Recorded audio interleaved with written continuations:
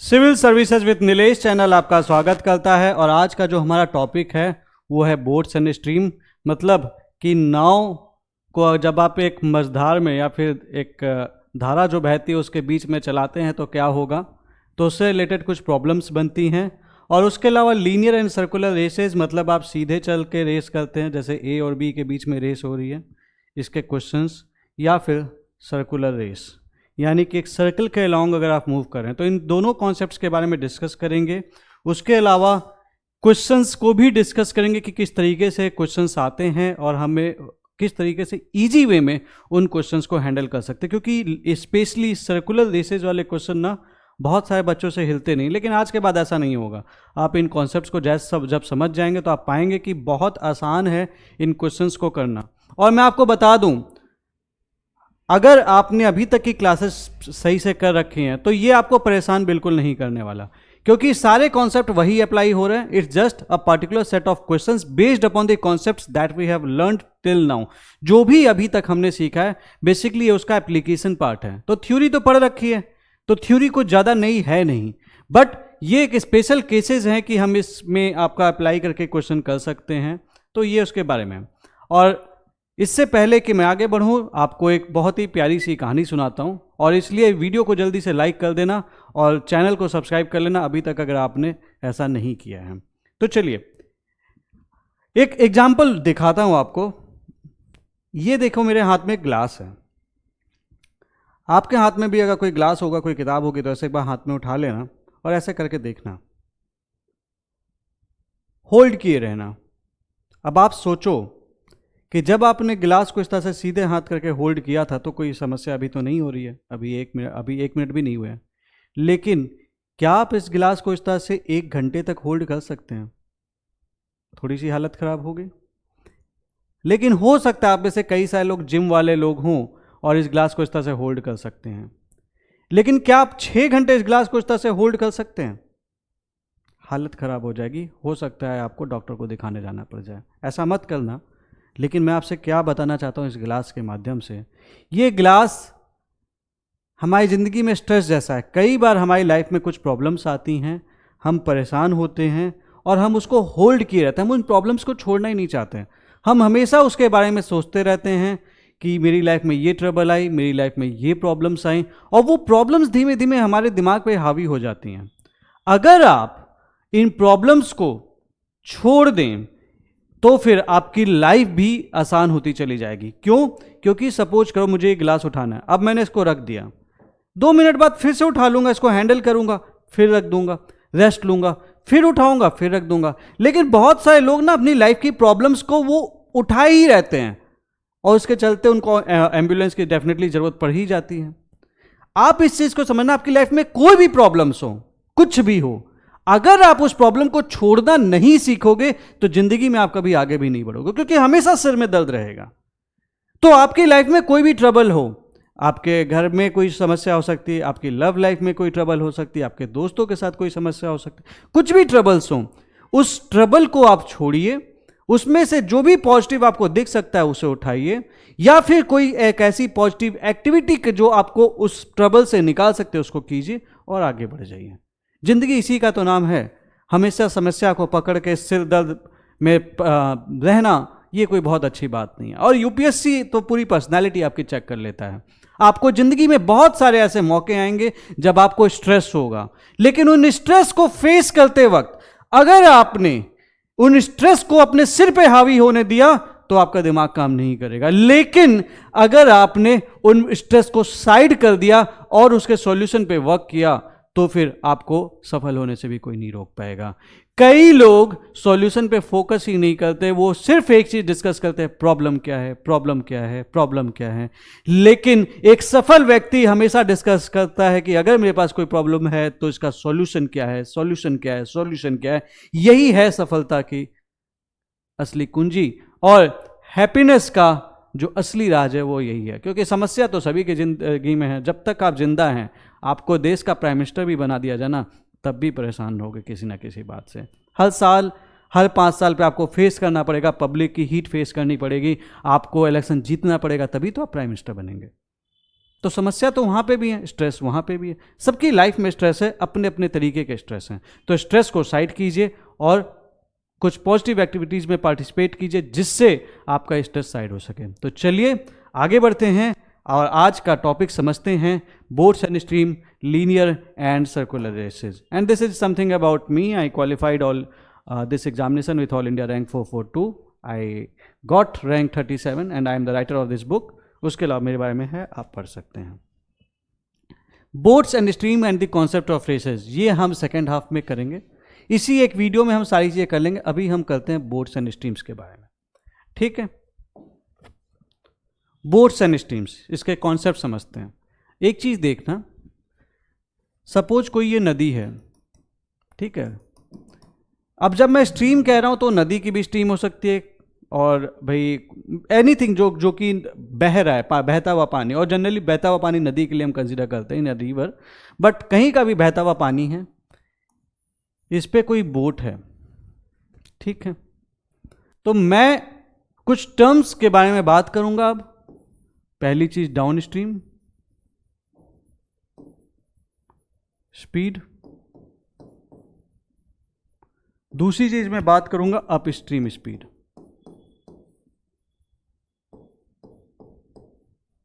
और इससे पहले मैं इस पे आऊं, इन टर्म्स को समझूं, अब समझना कि सपोज ये एक बोट है, ये एक पानी में खड़ी है और इस पानी की स्पीड 0 है, यानी कि ये पानी स्टिल वाटर है। सपोज किसी लेक में या फिर स्टिल वाटर में जहाँ पे पानी बह नहीं रहा है, तो इस बोट की लेकिन कोई स्पीड होगी, इधर जा रही होगी या तो इधर जा रही होगी। तो बोट की जो भी स्पीड होगी, मैं मान लूंगा इस बोट की स्पीड है u, इस बोट की स्पीड है u।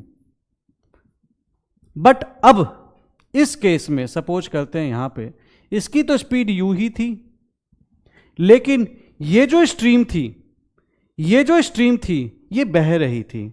अब दो केसेस हो सकते हैं, या तो ये इधर बह रही होगी या तो ये इधर बह रही होगी। जब ये इधर बह रहा होगा, बोट भी इधर चल रही है, पानी भी इधर बह रहा है, तो मैं बोलूंगा इसकी स्पीड है v, ठीक है। तो u क्या थी speed? It is speed in the still water.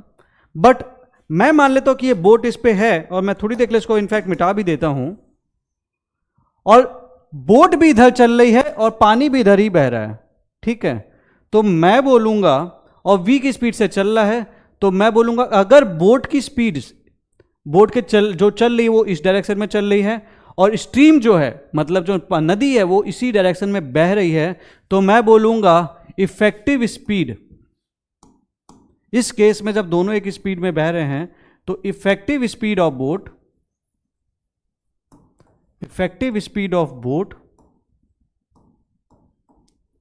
Is equal to क्या होगी, सोच के देखिएगा, वो हो जाएगी बोट की speed in still water plus stream की स्पीड या रिवर की स्पीड, ठीक है। और बोट की स्पीड थी u और रिवर की स्पीड थी v, तो मैं बोलूंगा इफेक्टिव स्पीड अगर दोनों एक डायरेक्शन में चल रही हैं तो it is u plus v, और इसी चीज को मैं कहता हूं डाउन स्ट्रीम स्पीड।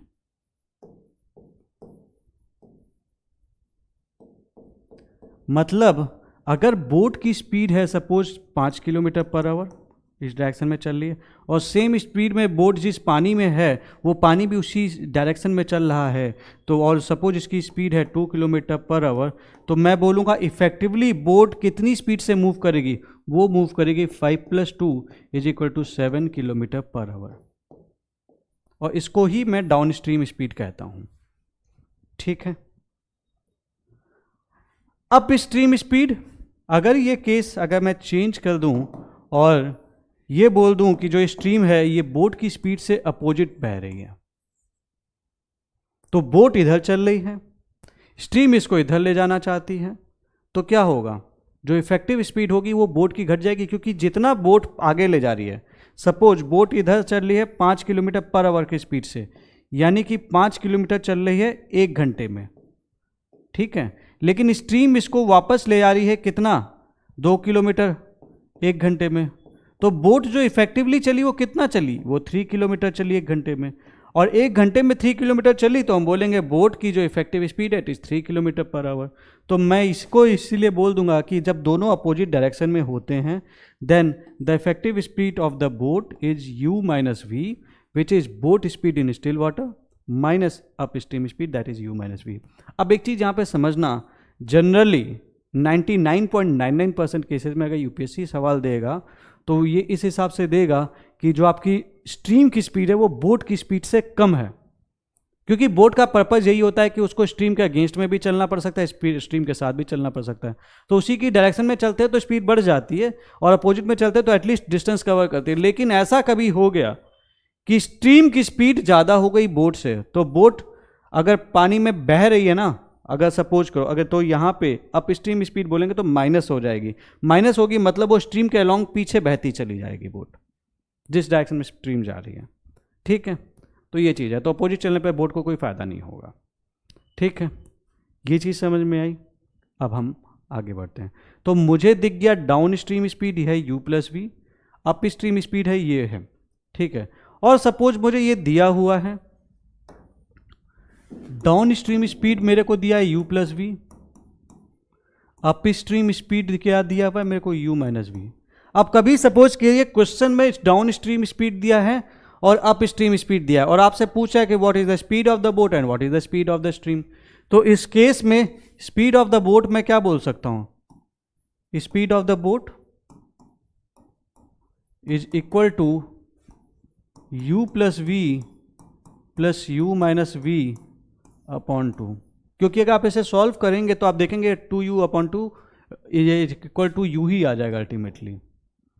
तो मैंने अपनी कैलकुलेशन ईजी बनाने के लिए इसको इस तरह से ले लिया, तो मैं बोल सकता हूँ speed of the boat is down stream speed plus up stream speed upon 2, ये यूएस है।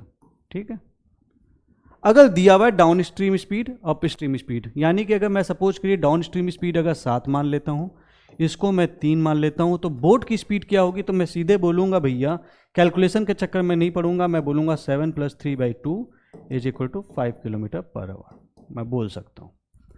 अब इसी तरीके से अगर मैं इसे स्ट्रीम की स्पीड निकालने के लिए बोला है तो मैं स्ट्रीम की स्पीड बोल सकता हूँ speed of stream is equal to u plus V minus u minus V upon 2, और इसे मैं सॉल्व करूँगा तो अल्टीमेटली v ही निकल के आएगा। तो मैं बोलूँगा speed of the stream is down stream speed minus up stream speed upon 2। तो मतलब अगर डाउन स्ट्रीम स्पीड 7 दिया है, अप स्ट्रीम स्पीड 3 दिया है, तो मैं अपॉन 2 करूँगा तो मैं बोलूँगा कि स्ट्रीम की स्पीड जो है वो होगी 2। अच्छा, अगर मेरे को ये फॉर्मूला बाई चांस याद नहीं है तब भी मैं निकाल सकता हूँ कि मेरे को डाउन स्ट्रीम स्पीड दिया है, तो इसका मतलब है सीधा सा है कि अगर बोट की speed in still water is u and the speed of stream is v, then u minus plus v मैं 7 लिख सकता हूँ एंड u माइनस v मैं 3 लिख सकता हूँ। इसको सॉल्व करूँगा तब भी निकल आएगा। फॉर्मूला याद है तो थोड़ा सा जल्दी कर लोगे, बस इतना ही फर्क पड़ेगा। ठीक है, तो नहीं याद है तो कोई घबराने वाली बात नहीं है, आप अपने बेसिक्स अप्लाई करके आराम से कर सकते हैं। ठीक है, इसीलिए मैं आपसे कहता हूँ कि अगर आपका कॉन्सेप्ट क्लियर है तो आपको कोई सिलेक्शन से तो नहीं रोक पाएगा। मैथ्स उनके लिए आसान है जो अपना कॉन्सेप्ट क्लियर करते चलते हैं, और उनके लिए महाभारत है, मुश्किल है, टफ है, जंग जैसा है जो मैथमेटिक्स से दूर भागते हैं। ठीक है, अब देखो ये सिंपल सा सवाल है। एक बोट 10 घंटे लेती है down stream travelling a distance of 200 kilometre, और इसको अप स्ट्रीम आने में 20 घंटे लगते हैं। तो find the speed of the boat and the stream. तो देखो सीधी सी बात है, इसका मतलब अगर ये डाउन स्ट्रीम चलते समय इसकी स्पीड क्या है, 200 किलोमीटर चलती है, कितना घंटा लेती है, 10 आवर्स लेती है, तो मैं इसे 10 आवर लिख दूंगा, और ये निकल के आ जाएगा 20 किलोमीटर पर आवर। भाई डाउन स्ट्रीम चल रही है 200 किलोमीटर 10 घंटे में चल रही है, तो down stream speed that is the effective speed ये हो जाएगा 20 किलोमीटर पर आवर। और ये 20 घंटे लगते हैं to upstream to travel the same distance, मतलब ये यहाँ से ऐसे गई, इसको लगे आपके 10 घंटे, और ये वापस आने में इसको लग गया 20 घंटे, सेम डिस्टेंस। ठीक है, तो अप स्ट्रीम स्पीड क्या हो जाएगी, ये हो जाएगी 2 किलो, डिस्टेंस तो सेम ही था, 200 किलोमीटर, लेकिन इस बार इसको लगे 20 घंटे, तो मैं बोल दूंगा it is 10 kilometre per hour. तो मेरे से अगर बोट की स्पीड पूछ रहा है तो बोट की स्पीड u हो जाएगी, what is this, ds plus US, down stream speed plus up stream speed upon 2। Down stream कितनी है 20 है, अप स्ट्रीम कितना है 10 है, अपॉन 2। मैं इसे सॉल्व करूंगा तो ये निकल के आएगा 15। तो 15 is the effective speed of the boat. अब स्ट्रीम की स्पीड निकालनी है तो मैं फॉर्मूला भी पुट कर सकता हूँ, लेकिन मेरे को पता है डाउन स्पीड स्ट्रीम स्पीड 20 है, बोट की स्पीड 15 हो गई, तो इनका डिफरेंस निकालूंगा तब भी स्ट्रीम की स्पीड निकल जाएगी, क्योंकि u plus V was 20, u is 15, v equal to 5। But चलो फॉर्मूला पुट कर लेते हैं, down stream speed minus up stream speed upon 2, this become 20 minus 10 upon 2, that becomes 5 kilometre per our.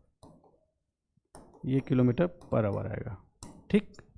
अब हम ऐसा लिखते तो हमारे टीचर हमको डांटते भी थे, खैर, कि चिड़िया की टांग जैसा लिखे हो, तो ऐसा मत लिखना। कभी अगर लिखने की बारी आए तो अच्छे हैंड राइटिंग में लिखना, ठीक है। चलिए, a boat takes total 20 hours to travel a distance downstream and upstream. यानी कि एक बोट है, पानी बह रहा है, ये ऐसे जाती है और फिर ये ऐसे जाती है, और इसमें टोटल टाइम लग रहा है, ये लग रहा है 20 hours total time. What is the speed of a single side? Single side की स्पीड क्या है? If the speed of the boat is 10 kilometre per hour and the speed of the stream is 3 hour, तो distance कितना है? ये distance अगर मैं x मान लूँ तो मेरे से पूछा कि डिस्टेंस कितना है, कि अगर जो बोट है वो जाके आ जाती है 20 आवर्स में। तो अब समझना, अगर जाते समय अगर let the distance be x, ये लेट वेट मत लिखना, मैं तो आपके समझ के लिए लिख दे रहा हूँ, डिस्टेंस बी एक्स, ठीक है, एक्स डिस्टेंस है, ठीक। अब समझना, डाउन स्ट्रीम जाते समय स्पीड कितनी होगी, u प्लस वी, और u की वैल्यू दी हुई है 10 speed of the boat, stream की स्पीड दी हुई है 3, that is 13 kilometre per our. नीचे जाते समय जो इसको 13 किलोमीटर पर आवर है, तो डिस्टेंस नीचे जाते हुए कितना टाइम ले लेगा, x अपॉन 13, डाउन स्ट्रीम नीचे जाते समय इतना टाइम लेगा, डिस्टेंस अपॉन स्पीड, यही तो कर रहे हैं। लेकिन इसको वापस भी आना है, तो x अपॉन, अब किस स्पीड से वापस आ रहा है, वो इस स्पीड से वापस आ रहा है, u minus v, that is 10 minus 3, that is 7 kilometre per hour. तो मैं यहाँ पे लिख दूंगा अपॉन 7, लेकिन मुझे दिया हुआ है टोटल टाइम तो 20 लग रहा है। मैं इसको सॉल्व करूंगा, x की वैल्यू निकाल लूंगा, जो भी आएगा वो मेरा उत्तर होगा। तो आपका एक छोटा सा होमवर्क ये है कि आप इसको सॉल्व करें और कमेंट सेक्शन में हमें बताएं कि इसका उत्तर क्या होगा। मैं आपके आंसर का इंतज़ार करूंगा। एक 30 सेकंड रुक जाते हैं, अगर आप सॉल्व कर सकते हैं तो पोस्ट कर दीजिए।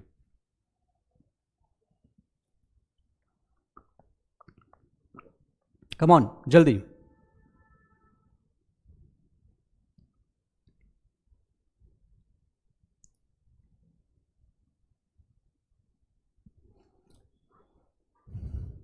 चलिए आगे बढ़ते हैं, ठीक है। The speed of the boat is 10 kilometre per hour in still water. मतलब जब पानी नहीं बह रहा है तो इसकी स्पीड 10 किलोमीटर पर आवर है। इसको 91 किलोमीटर जाना है डाउन स्ट्रीम और 91 किलोमीटर आना अप स्ट्रीम। टोटल टाइम इसको लगता है 20 घंटे। तो स्पीड ऑफ द स्ट्रीम क्या है? अच्छा सवाल है। अब देखो यही 2 4 5 सिचुएशन बनेंगी जिसमें आपको करना है। तो मैं मान लेता हूं कि speed of the stream, let speed of stream x है, एक्स है स्पीड ऑफ द स्ट्रीम। तो डाउन स्ट्रीम स्पीड क्या होगी? u plus v. अब बोट की जाने की स्पीड, जो स्पीड है वो है 10, तो 10 प्लस एक्स हो जाएगा। अप स्ट्रीम स्पीड क्या हो जाएगी? आपको पता है 10 माइनस एक्स हो जाएगा। Speed of the boat minus stream of the speed. अब मैं देख लेता हूं कि भैया ये डाउन स्ट्रीम जा रही है 91 किलोमीटर। टाइम कितना लगेगा इसको? 91 upon 10 plus x, distance upon speed, plus वापस भी आई है 91 किलोमीटर पे स्ट्रीम। इस बार इसको टाइम कितना लगा? 10 माइनस एक्स। और इसको जो टोटल टाइम लगा इसमें लगा इसको 20। यही तो है। अब मैं इसको करता हूं, सॉल्व करने की कोशिश करता हूं।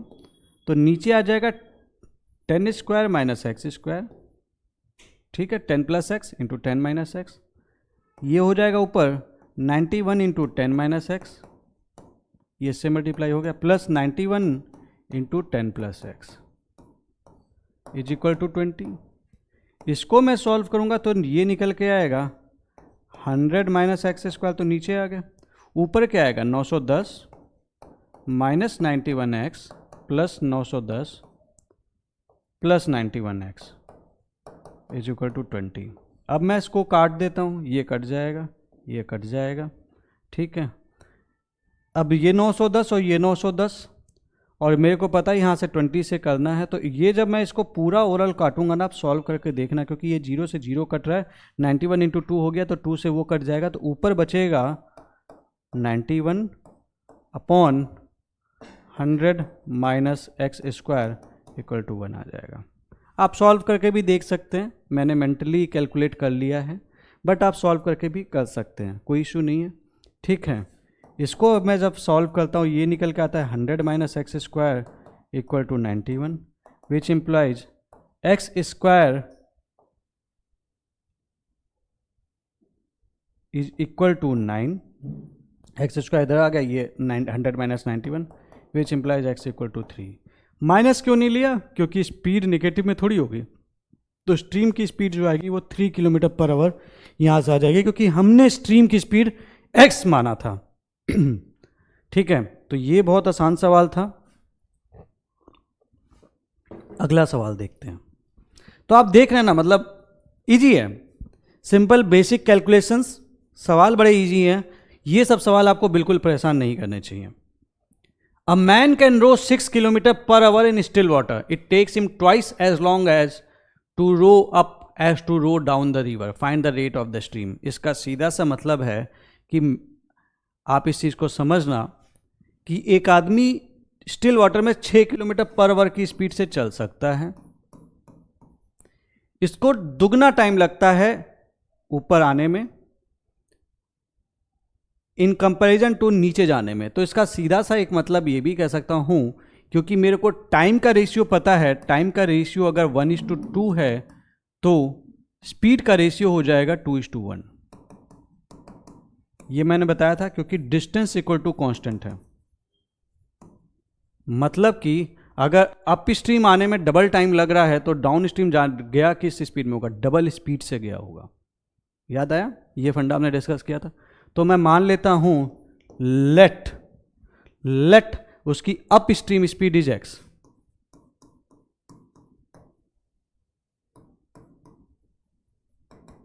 x kilometre per our.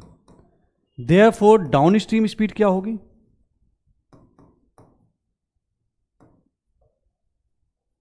Equal to कितना होगा? 2x kilometre per hour. ये इसलिए आया क्योंकि मैंने डिस्टेंस सेम था, तो टाइम का रेशियो अगर 1:2 दिया हुआ है, it takes twice as long to row up as to row down, तो स्पीड का रेशियो 2:1 आ जाएगा। अब मेरे को पता है स्टिल वाटर में 6 किलोमीटर पर आवर की स्पीड से चलता है, तो सीधी सी बात है, तो स्टिल वाटर में स्पीड क्या हो जाएगी? स्टिल वाटर में स्पीड ये हो जाएगी, speed in still water is equal to half of up stream speed plus down stream speed, that is 2x plus x। यही तो होगी। तो मैं बोल दूंगा इट इज 3x/2, लेकिन मुझे उसकी वैल्यू तो दी हुई है 6, और मैं से सॉल्व करूंगा तो x की वैल्यू आ जाएगी 4 किलोमीटर पर आवर। ठीक है, तो इसकी जो स्पीड है आदमी की, जो स्ट्रीम की स्पीड है वो 4 किलोमीटर पर आवर है। अब मेरे से रेट ऑफ द स्ट्रीम पूछा था, वो मैंने निकाल दिया। नहीं, अभी ये रेट ऑफ द स्ट्रीम नहीं निकला, ये अप स्ट्रीम स्पीड निकली है। ठीक है, तो डाउन स्ट्रीम स्पीड कितनी हो जाएगी? अभी यहाँ पे अगर ये आ गया 4, तो यहाँ पे आ जाएगा 8 किलोमीटर पर आवर। तो मेरे से स्ट्रीम का स्पीड पूछ रहा है, स्ट्रीम की स्पीड क्या हो जाएगी? स्ट्रीम की स्पीड हो जाएगी हाफ इंटू 8 - 4। याद आया? 2 किलोमीटर पर आवर। तो स्ट्रीम की स्पीड 2 किलोमीटर पर आवर आ जाएगी। तो ये इस तरह से आप कर लेंगे, ये चीज़ें बड़ी आसान हो जाएंगी। ठीक है, अब हम इसे आप नोट कर लें। ठीक है, अच्छा, अभी ये रेस का क्वेश्चन आ गया, यहाँ पे नोट कर लें और उसके बाद हम फिर आपसे डिस्कस करते हैं। तो इस तरह से बोर्ड के क्वेश्चन से यही सब आता है, घुमा फिरा के का दुक्का ऊपर नीचे वो कर देंगे, थोड़ा खेल खेलेंगे, हैंडल कर लेंगे अगर आपके कॉन्सेप्ट्स क्लियर हैं। सिंपल सी बात है, अप स्ट्रीम जा रहे हैं तो it becomes u minus v, down stream आ रहे हैं तो स्पीड बढ़ जाएगी, रिलेटिव स्पीड एक u प्लस वी हो जाएगी घुमा फिरा के, it's a kind of relative speed only. ठीक है, तो अप स्ट्रीम डाउन स्ट्रीम वाली चीज़ होंगी, प्लस हो जाएगा जब साथ चल रहे हो, माइनस हो जाएगा जब एक दूसरे के अगेंस्ट में चल रहे हो। ये तो ऐसा ही है कि आपकी शक्ति जब आपके साथ कोई आ जाएगा तो ऑब्वियस सी बात है बढ़ जाएगी, और आपके अगेंस्ट में कोई खड़ा हो जाएगा तो घट जाएगी। यही चीज़ यहाँ पे है, अप्लाई होता है और हम इन क्वेश्चंस को कर लेते हैं। ठीक है, अब रेस के कॉन्सेप्ट्स हम समझते हैं थोड़ा सा। अब देखो, रेस होती है अक्सर, कभी ये लीनियर रेस होती है, जैसे एक ही लाइन में मूव कर रहे हैं, जैसे ए भी भाग रहा है, बी भी भाग रहा है। ठीक है, टारगेट है ए का कि मेरे को बी को हराना है, तो इसमें क्वेश्चंस आते हैं, जैसे इसने इसको इतने मीटर से बीट किया, या फिर इसने इसको इतने मीटर से बीट किया, अभी क्वेश्चंस के फॉर्म में हम देखेंगे। या फिर हम अक्सर देखते हैं कि सर्कुलर रेस, तो बेसिकली सर्कुलर रेस का कुछ मतलब एग्जैक्टली यही होता है कि भैया सर्कल के में भाग रहे हैं, यहाँ पे आप स्ट्रेट लाइन में भाग रहे हो, स्ट्रेट लाइन में भाग रहे हो तो आप बोलते हो it is a linear race, और सर्कल में भाग रहे हो तो आप बोलते हो it is a circular race. बाकी सारे बेसिक्स जो चीज़ें थी, जो रेशियो प्रोपोर्शन में हमने सीखी थी, इनफैक्ट कई सारे क्वेश्चंस भी डिस्कस किए थे, वो यहाँ पे डेफिनेटली अप्लाई होते हैं। तो कुछ क्वेश्चंस के माध्यम से समझते हैं कि क्या हो सकता है। जैसे ये क्वेश्चन था, मैंने आपसे कराया भी था वैसे, in a race of 100 metre A beats B by 20 metre, ठीक है, and beats C by 30 metre, तो in a race of 100 metre कितने मीटर से बी सी को बीट करेगा। तो बेसिकली ये कह रहा है, सपोज ये एक रेस है, ठीक है, 100 मीटर की रेस है, तो A beats B by 20 metre, यानी कि अगर ए यहाँ पे आया होगा और इसने 100 मीटर चल लिया होगा, तो बी को ये हराया है 20 मीटर से, तो ए और बी के बीच की दूरी हो जाएगी 20 मीटर, यानी कि बी उस टाइम पे कितना चला होगा, 80 मीटर चला होगा। समझना है इस चीज़ को, ए ने बी को 20 मीटर से हरा दिया, इसका सीधा सा ये मतलब हुआ कि ए जब 100 मीटर पहुंचा होगा तो बी 80 मीटर ही चला होगा, यही तो कह रहा है। लेकिन एट द सेम टाइम ए ने सी को हरा दिया। अब देखो, जब अगर एक चीज और यहां पे समझना, अगर ये सर्कुलर होता तो सर्कुलर देता, सर्कुलर होगा कुछ दिया नहीं है तो हम लीनियर मान के ही चल रहे हैं, और सर्कुलर होता तो भी क्या ही फर्क पड़ जाएगा। ठीक है, तो in a race, in this race A beat C by 30 metres, लेकिन इसने सी को हराया 30 मीटर से, यानी कि सी 30 मीटर पीछे होगा, कहीं यहां पे कहीं होगा। तो अगर ए 100 मीटर चला तो सी कितना मीटर चला होगा, 70 मीटर। ये कैसे आया, 100 माइनस 30 दैट बिकम 70। यानी कि बेसिकली ये कह रहा है कि ए जब 100 मीटर चला था तो बी चला 80 मीटर और सी चला 70 मीटर। इसको मैं दूसरे तरीके से भी कह सकता हूं, सपोज हमारी जो रेस थी वो थी ही 80 मीटर की, ए से हमको मतलब ही नहीं है, तो अगर वो 80 मीटर की रेस होती तो जब ए बी चला था 80 मीटर तो सी चला होगा 70 मीटर, यही तो बात बनेगी, क्योंकि 80 मीटर की रेस में तो ए सी बी सी को हरा देगा। तो व्हेन बी ट्रेवल्स 80, इससे मैं कह सकता हूं when B travels 80 C travel 70, यही तो ये कह रहा है। मतलब जब भी बी 80 मीटर, यहां पे मीटर कर लेना कोई दिक्कत नहीं, बी ट्रेवल्स 80 मीटर सी ट्रेवल 70 मीटर।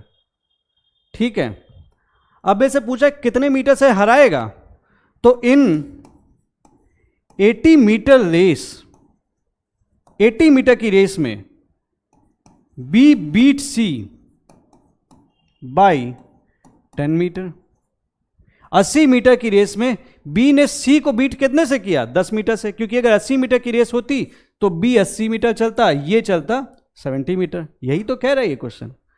तो अगर 1 मीटर की रेस होती, अगर ये 1 मीटर की रेस होती तो बी सी को कितने मीटर से बीट करता, 10/80, यूनिटरी मेथड,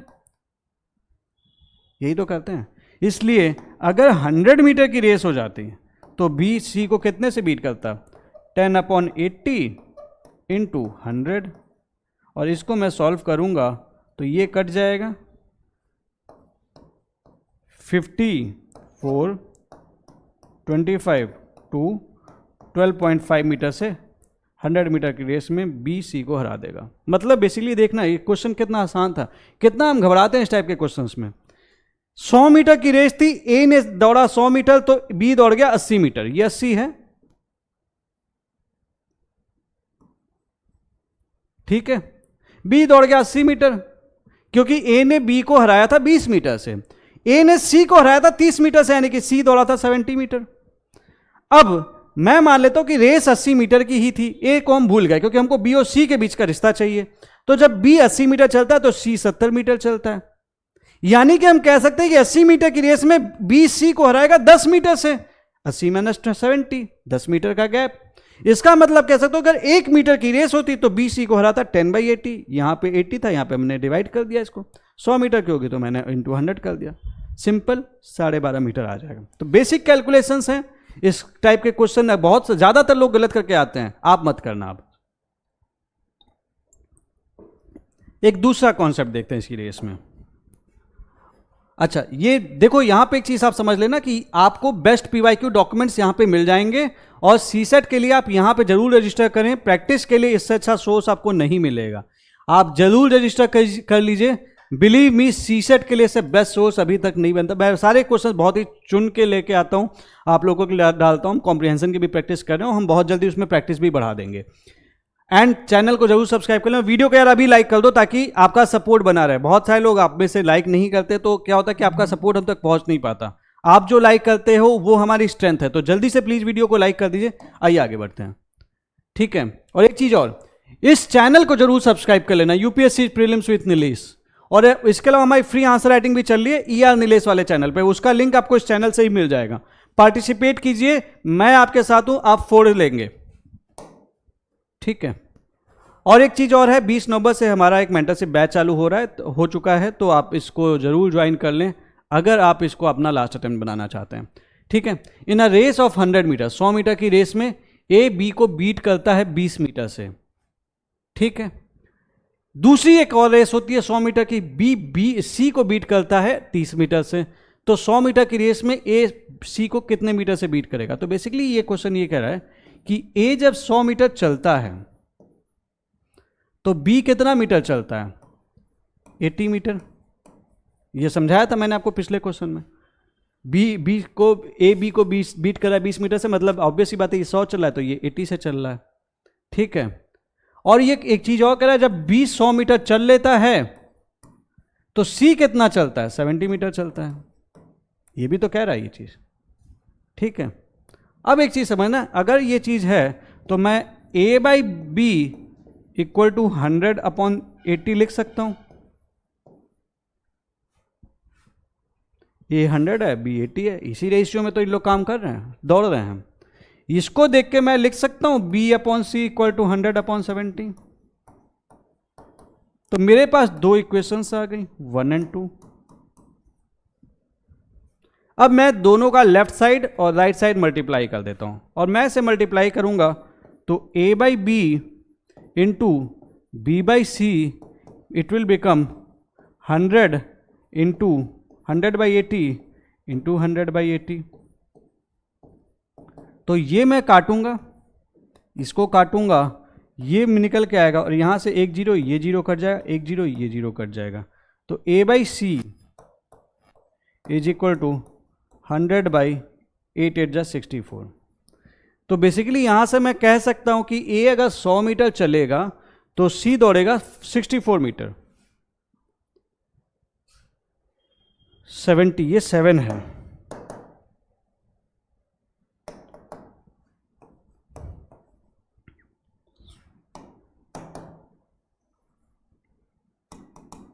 सेवन 56। तो मैं यहां से कह सकता हूं ए अगर 100 मीटर दौड़ेगा तो सी दौड़ेगा 56 मीटर। तो सीधी सी बात है, इसका मतलब ए सी को कितने मीटर से बीट करेगा? That is 100 minus 56, that is 44 metre. Simple है। आप यहाँ पे प्रॉपर पूरा रेशियो निकाल के काट के दोबारा फिर आप उसको 100 मीटर करके भी कर सकते थे, बट चूंकि मुझे 100 से कंपैरिजन चाहिए था इसलिए मैंने इस हिसाब से किया कि ऊपर 100 रहने दिया। अदरवाइज आप इसको सॉल्व करते, पूरा काटते, फिर वापस से उतना ही मल्टीप्लाई करके आपको निकालना पड़ता। क्योंकि आपको वो भी बता देता हूँ, अगर आप इसे पूरा एकदम सिंप्लीफाई कर दिया होता आपने तो 4 25 जा और 4 1 जा 4 4 4 जा 16। तो मैं यहाँ से 4 1 जा 4 4 4 जा 16, ठीक है। तो मैं यहाँ से कह सकता था कि 25 मीटर की रेस में 25 मीटर की रेस में ए सी को हराता है 11 मीटर से, इसलिए 100 मीटर की रेस में ए सी को हराएगा 11 इंटू 4 इक्वल टू 44 मीटर से। बात वही है, चाहे ऐसे कर लीजिए चाहे वैसे कर लीजिए। तो इस टाइप के क्वेश्चंस आपको तंग नहीं करेंगे आज के बाद, बस इन चीज़ों को अच्छे से दिमाग में इनग्रेन कर लीजिए कि बेसिक कॉन्सेप्ट का इसी टाइप के क्वेश्चंस आते हैं, बस वैल्यू चेंज हो जाएगी। कई बार तो यही क्वेश्चन उठा के पूछ देंगे। ठीक है, अगला सवाल देखते हैं। एक 100 मीटर की रेस है जिसमें ए बी को बीट करता है 20 मीटर से या फिर 5 सेकंड से, तो हमें ए और बी की स्पीड फाइंड करनी है। ये थोड़ा सा इंटरेस्टिंग सवाल है। ठीक है, एक चीज़ समझना, एक 100 मीटर की रेस है तो ए बी को बीट करता है, तो ये 100 मीटर चला था तो बी चला था 20 मीटर। ठीक है, बी चला था 80 मीटर, 20 मीटर से हराया ना, ये 20 मीटर। पहली चीज तो ये कह रहा है, लेकिन ये भी कह रहा है कि ए बी को बीट करता है 5 सेकंड से। इस 5 सेकंड का मतलब क्या हुआ? अब यहां पे दो थॉट प्रोसेस बनते हैं। ए बी को बीट करता है 5 सेकंड से। एक थॉट प्रोसेस ये बनता है कि अगर ए को x सेकंड लगा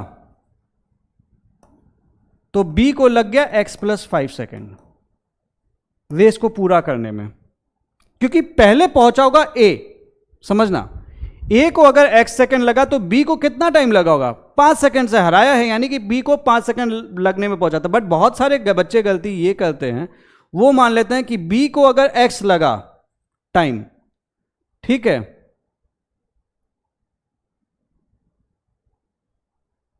तो ए को लगा होगा x प्लस 5। दोनों में डिफरेंस है। ये कुछ ऐसा ही है कि इसको अगर 20 सेकंड लगा होगा तो इसको 25 सेकंड लगा होगा। बट इसका मतलब ये नहीं है कि इसको अगर 20 सेकंड लगा होगा तो इसको 25 सेकंड लगा होगा। तो इस केस में तो ये हार गया ना भैया, इसको 25 सेकंड लग रहा है।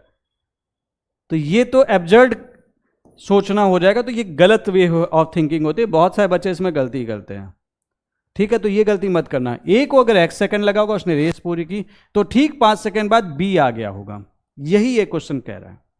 ठीक है, तो टाइम जो बी को लगा होगा, अब इस 5 सेकंड में जब ए 100 मीटर पहुंच गया तो रुक गया, लेकिन ये 5 सेकंड में बी ने कितना ट्रेवल किया? बी कवर 20 मीटर, 20 मीटर ही तो दौड़ा उस 5 सेकंड में, जिसमें वो ए से मतलब ए से 5 सेकंड लिया होगा। तो बी की स्पीड कितनी हो जाएगी?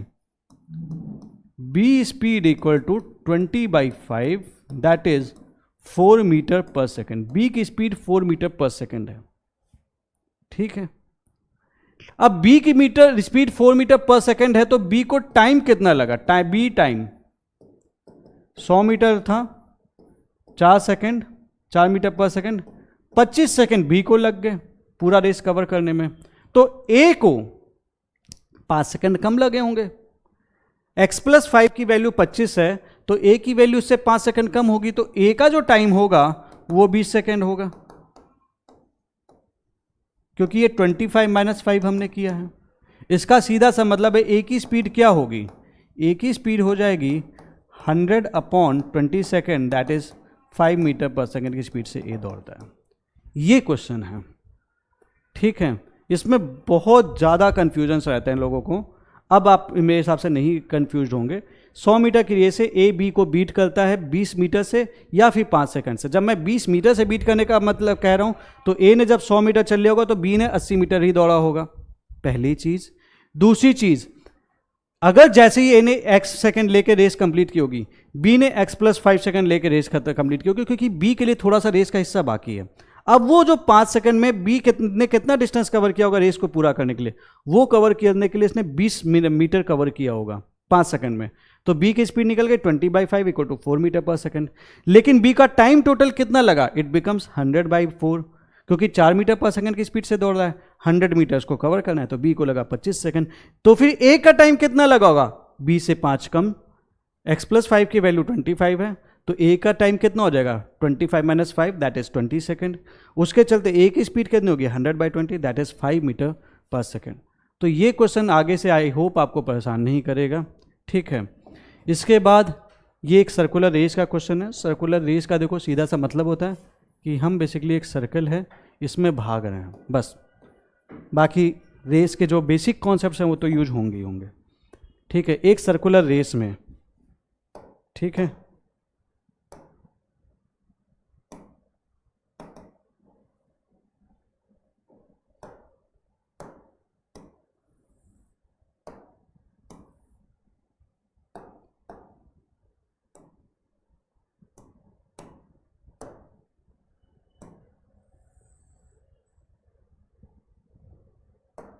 ये एक सर्कुलर रेस है। ए को 20 सेकंड लगता है रेस को कंप्लीट करने में। ए को 20 सेकंड लगता है रेस को कंप्लीट करने में। बी को 15 सेकंड लगता है रेस को कंप्लीट करने में। और सी को 10 सेकंड लगता है रेस को कंप्लीट करने में। मतलब 20 सेकंड ए को लगता है, इसका मतलब ये यहाँ से चलते हुए ये होते हुए पूरा यहाँ पे अपने स्टार्टिंग पॉइंट पे पहुँचेगा 20 सेकंड में। बी ऐसे ही चलते हुए यहाँ पे वापस पहुँचेगा 15 सेकंड में। सी को 10 सेकंड में चल लेगा। तो इसके बेसिस पे आप ये भी कह सकते हो कि सी की स्पीड बी से ज़्यादा है और बी की स्पीड ए से ज़्यादा है। एक रिलेशन तो मेरे को ये दिख रहा है। अगर ये लोग एक साथ स्टार्ट करते हैं फ्रॉम द सेम पॉइंट, कितनी देर बाद ये स्टार्टिंग पॉइंट पे दोबारा मिलेंगे? तो देखना, ये जो है वो 20 सेकंड पे वो स्टार्टिंग पॉइंट पे था पहली बार। उसके बाद वो 40 सेकंड पे स्टार्टिंग पॉइंट पे आएगा क्योंकि फिर से वो रेस कंप्लीट कर लेगा। फिर उसके बाद वो 60 सेकंड पे स्टार्टिंग पॉइंट पे आएगा क्योंकि फिर से वो रेस कंप्लीट कर लेगा। और उसके बाद वो 80 सेकंड पे आएगा। ठीक है, तो हर एक 20 सेकंड के बाद ए जो है वो स्टार्टिंग पॉइंट पे आ रहा है। इसी तरीके से बी हर 15 सेकंड पे स्टार्टिंग पॉइंट पे आ जाएगा क्योंकि इतनी देर में ये कंप्लीट कर ले रहा है सर्किल। उसके बाद ये 30 सेकंड पे आएगा। उसके बाद ये 45 सेकंड पे आएगा। उसके बाद ये 60 सेकंड पे आएगा। इसी तरीके से सी हर 10 सेकंड पे आएगा स्टार्टिंग पे। फिर 20 सेकंड पे आ जाएगा 10 सेकंड में। फिर अगला 10 सेकंड में 30 सेकंड पे आएगा। फिर 40, फिर 50, फिर 60। तो मेरे से एक सवाल पूछ रहा है कि कितनी देर बाद ये सबसे पहले सारे लोग एक साथ होंगे। तो जो कॉमन होगा उस टाइम पे सारे लोग स्टार्टिंग में होंगे। जो सबसे छोटा कॉमन होगा ये हो गया 60, 60, 60, यानी कि 60 सेकंड पे एक साथ होंगे। और ये देखा जाए तो ये घुमा फिरा के एलसीएम का भी क्वेश्चन है, क्योंकि एलसीएम एक लीस्ट मल्टीपल है जिसमें ये सारे लोग एक साथ होंगे। क्योंकि जब भी ऐसा कभी कोई क्वेश्चन है आप सीधे उसका एलसीएम निकाल दें। तो अगर मैं 20 का एलसीएम 20, 15 और 10 का एलसीएम निकालूंगा तो मेरे को मिलेगा 60, जो इसका आंसर होगा। क्योंकि लीस्ट कॉमन मल्टीपल में ही तो ये सारे लोग स्टार्टिंग पे आएंगे, उस टाइम पे सारे लोग जरूर होंगे। तो यू फाइंड द एलसीएम यार। ये बेसिकली एक एलसीएम का भी क्वेश्चन है।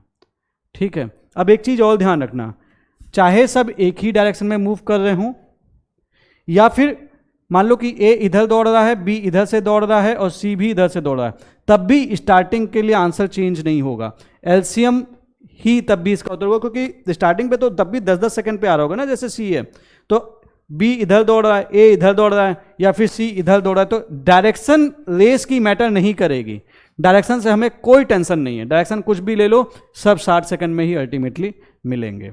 ठीक है, और पहली बार जब ये 60 सेकंड में मिलेंगे तो जाहिर सी बात है, दूसरी बार अगर पूछ लिया कि दोबारा कब मिलेंगे तो आप बोल दोगे 60 + 60 = 120।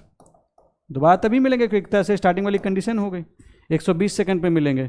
तीसरी बार कब मिलेंगे? फिर अगला मल्टीपल एलसीएम का 60 × 3 दैट इज 180। चौथी बार कब मिलेंगे? 240 सेकंड पे। पांचवी बार 300 सेकंड पे, एंड लाइकवाइज। ठीक है,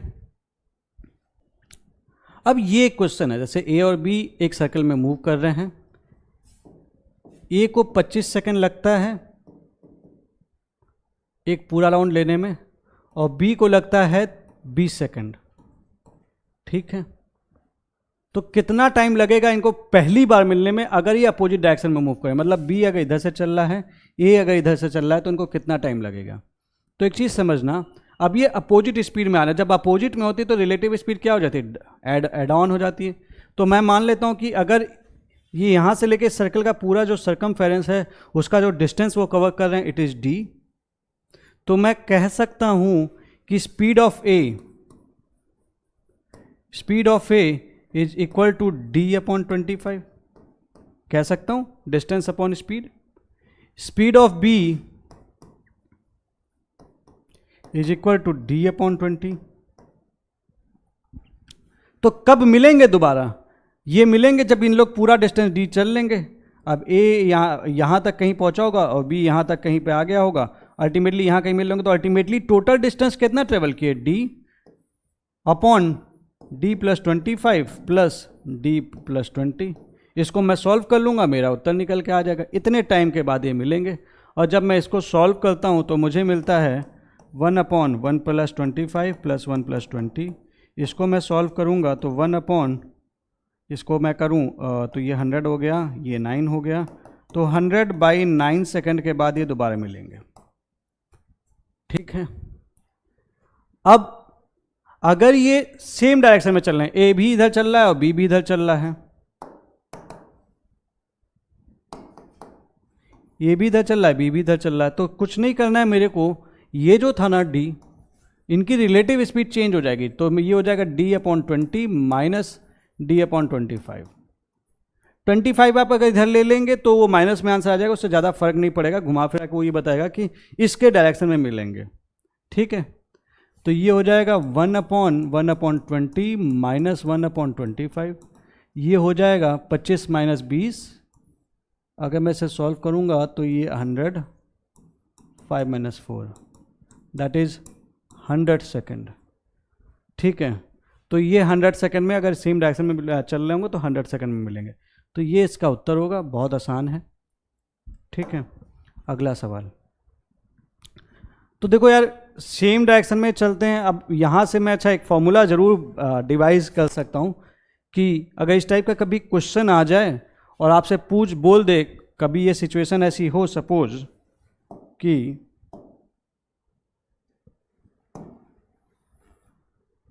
कभी ऐसा क्वेश्चन आ जाए कि ए को इधर चलने में x सेकंड लगता है, ठीक है, पूरा सर्कल पूरा करने में, और बी को y सेकंड लगता है सर्कल पूरा करने में, पूरा राउंड करने में, फॉर द फुल लाइन। तो अगर ये सेम डायरेक्शन में चल रहे होंगे, if in they are moving in the same direction, तो आपसे अगर क्वेश्चन पूछेगा कितनी देर बाद ये फर्स्ट टाइम मिलेंगे, तो मैं डायरेक्ट फॉर्मूला भी पुट कर सकता हूँ xy/x - y। ये वहीं से आया है, d/x - d/y। ठीक है। और अपोजिट डायरेक्शन में चल रहे होंगे तो ये हो जाएगा xy/x + y। नहीं समझ में आया हो तो आप वो वाला फॉर्म भी पुट कर सकते हो, ये वहीं से आया हुआ फॉर्मूला है। तो मतलब आपका कुछ जो कैलकुलेशन है थोड़ा सा आसान हो जाएगा। ठीक है। अब ये एक सवाल देख लेते हैं। ए बी सी को 20 सेकेंड, 25 सेकेंड, 40 सेकेंड और 50 सेकेंड लगते हैं पूरा राउंड लेने में एक सर्कल पे। ए और बी सेम डायरेक्शन में चल रहे हैं। ठीक है। मतलब ए और B, A B C direction में चल रहा है, बी बी सी डायरेक्शन में चल रहा है, और सी चल रहा है same, A and B are moving in same direction, C is moving in opposite direction, C इधर चल रहा है। ठीक है। सी इनके अपोजिट डायरेक्शन में चल रहा है। तो कितनी देर बाद मिलेंगे? तो देखो सीधी सी बात है, पहले हम ये निकाल लेते कि ए और बी कितनी देर बाद मिलेगा। ठीक है। तो ए और बी कितनी देर बाद मिलेगा, मैंने अभी एक फॉर्मूला बताया, वो बताया था आपको, याद करना, xy/x - y। ठीक है। तो ए 20-25 सेकेंड लेता है, बी लेता है 40 सेकेंड। 25 × 40/40 - 25, दिस बिकम्स 15, 25 × 40/3, 5 5 जा 200, 200/3 सेकेंड बाद ये ए बी से मिलेगा। ठीक है। ये फॉर्मूला जो मैंने अभी आपको बताया था यही पुट किया है। सेम डायरेक्शन में मूव कर रहे होंगे तो ये फॉर्मूला वो वहीं से आता है, d/d/x, याद करना, अभी बताया था, d/y। सेम डायरेक्शन अपोजिट में ये ऐड हो जाएगा। याद आया? तो यहीं से आता है। तो ए बी से मिलेगा 200/3 सेकेंड के बाद। ए सी से कितनी देर बाद मिलेगा, मैं मान लेता हूँ ए सी से कितनी देर बाद मिलेगा। तो ऑब्वियस ही बात है, दोनों अपोजिट डायरेक्शन में मूव कर रहे हैं, तो then it becomes xy/x + y। इतनी देर बाद ये मिलेगा first time. This becomes xy 25 × 50/x + y 75, ये हो जाएगा। तो ये आ जाएगा 50/3। अब देखना, ए बी से मिल रहा है इतने सेकंड बाद, ए सी से मिल रहा है 50/3 सेकंड बाद, तो ये सारे लोग एक साथ कब एक साथ होंगे? मैं इनका एलसीएम ले लेता हूँ, तो ये सारे लोग उस टाइम पे एक साथ होंगे ही, because that is the least multiple. तो मैं इनका एलसीएम ले लेता हूँ। अब आपको पता है इसका एलसीएम और इसका एलसीएम, फ्रैक्शन का एलसीएम, तो LCM of numerator upon HCF of denominator. तो न्यूमरेटर का एलसीएम क्या होगा? 50 एंड 200, 200 ही होगा। और HCF ऑफ डिनोमिनेटर 3 और 3, इसका HCF क्या होगा? 3 होगा। तो इतनी देर बाद तीनों एक साथ एक जगह पे होंगे। तो ये इसका उत्तर आ जाएगा। तो इस तरीके से आप इस टाइप के क्वेश्चंस को आराम से कर सकते हैं। देखो यार, अब ये क्वेश्चंस टफ नहीं है, बट अक्सर क्या होता है कि हमें ये क्वेश्चंस टफ इसलिए लगता है क्योंकि हमारा उसको सोचने का नजरिया या फिर वे ऑफ थिंकिंग स्ट्रक्चर्ड नहीं होती है। मैथ्स कभी मुश्किल नहीं है, मैथ्स आसान है अगर आप अपना स्ट्रक्चरिंग जो होंगे ना आइडियाज की, वो इजी रखेंगे, मतलब वो एक प्रॉपर स्ट्रक्चर में रखेंगे, प्रॉपर तरीके से सोचेंगे, तो आपको कभी मैथमेटिक्स टफ नहीं लगेगी। तो इस तरह से आप इस तरीके के क्वेश्चंस को कर लेंगे। और जल्दी से अब चैनल को सब्सक्राइब करिए। This is the last message. आप बाकी यहाँ से आप बेस्ट PYQ डॉक्यूमेंट मिल सकते हैं। CSET के टेस्ट और एक्स्ट्रा फैक्ट्स के लिए यहाँ पे जरूर रजिस्टर करें।